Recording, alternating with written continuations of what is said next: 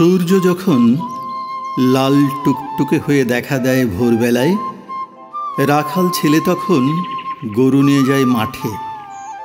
সাঁঝের বেলায় যখন সূর্য ডুবে যায় বনের পিছনে, তখন তাকে দেখা যায় ফেরার পথে। একই পথে তার নিত্য যাওয়া আসা। বনের পথ দিয়ে সে যায় নদীর ধারের সবুজ মাঠে। গরুগুলো সেখানেই চড়ে বেড়ায়, আর সে বসে থাকে গাছের ছায়ায় বাঁশিটি হাতে নিয়ে, চুপ করে চেয়ে থাকে নদীর দিকে। আপন মনে ঢেউ গুনতে গুনতে কখন যেন বাঁশিটি তুলে নিয়ে তাতে ফুঁ দেয়, আর সেই সুর শুনে নদীর ঢেউ নাচতে থাকে, গাছের পাতা দুলতে থাকে, আর পাখিরা কিচির মিচির করে তাদের আনন্দ জানায়। একদিন দোয়েল পাখি তাকে ডেকে বলে, ও হায় রাখাল ছেলে, এমন সুরের সোনা বলো কোথায় পেলে? আমি যে রোজ সাঁঝ সকালে বসে থাকি গাছের ডালে, তোমার বাঁশির সুরেতে প্রাণ দিই ঢেলে। তোমার বাঁশির সুর যেন গো নির্ঝরিণী, তাই শোনে রোজ পিছন হতে বনহরিণী।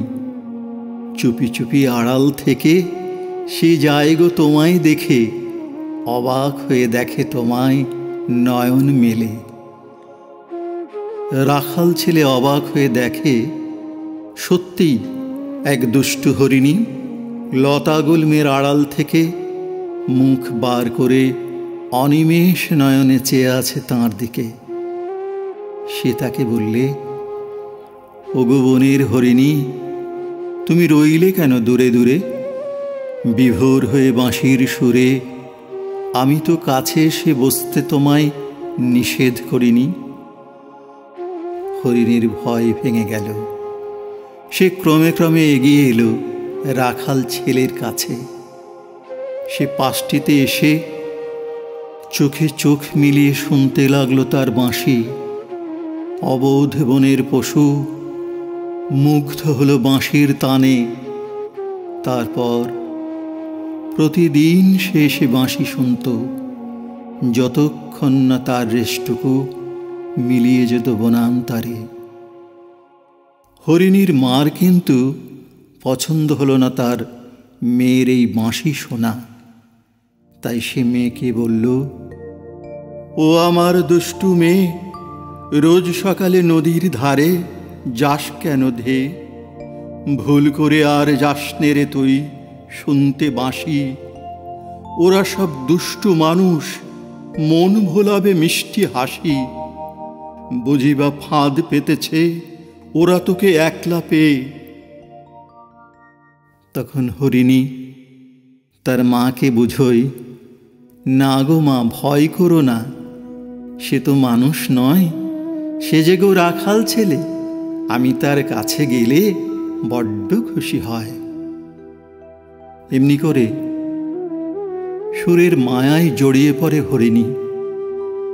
রাখাল ছেলে হরিণীকে শোনায় বাঁশি, আর হরিণী রাখাল ছেলেকে শোনায় গান।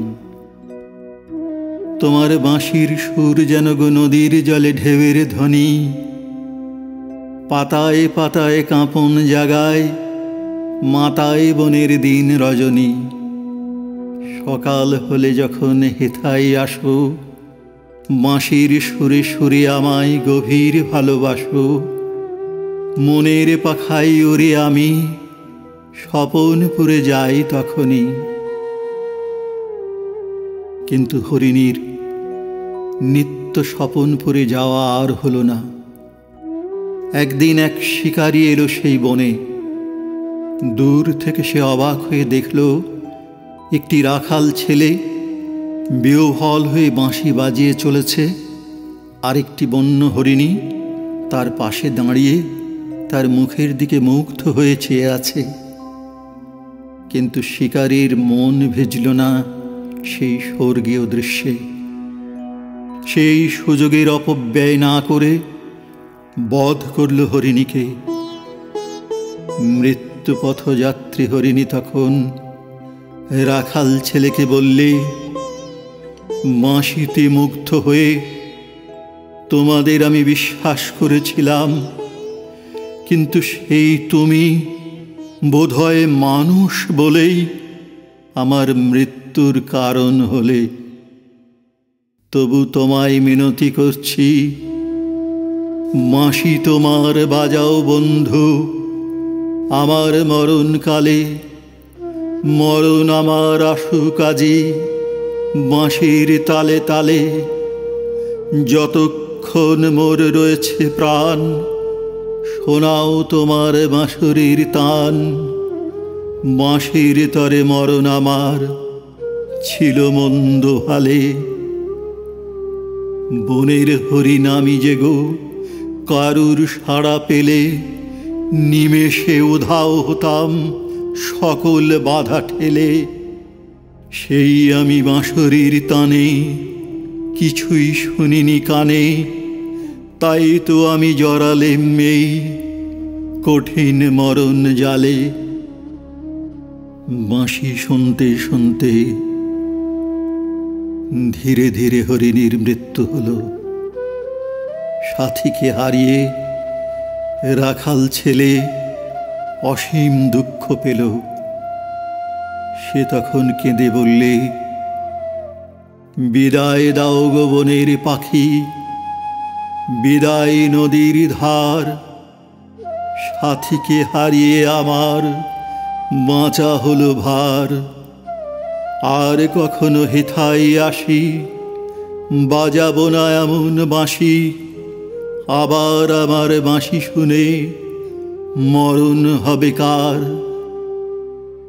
বনের পাখি, নদীর ধার সবাই তাকে মিনতি করলে, তুমি যেও না, যেও না গো রাখাল ছেলে আমাদেরকে ছেড়ে। তুমি গেলে বনের হাসি মরণ নেবে কেড়ে। হরিণীর মরণের তরে কে কোথার বিলাপ করে, ক্ষণিকের এই ব্যথা তোমার আপনি যাবে সরে। দূর থেকে শুধু রাখাল ছেলে বলে গেল,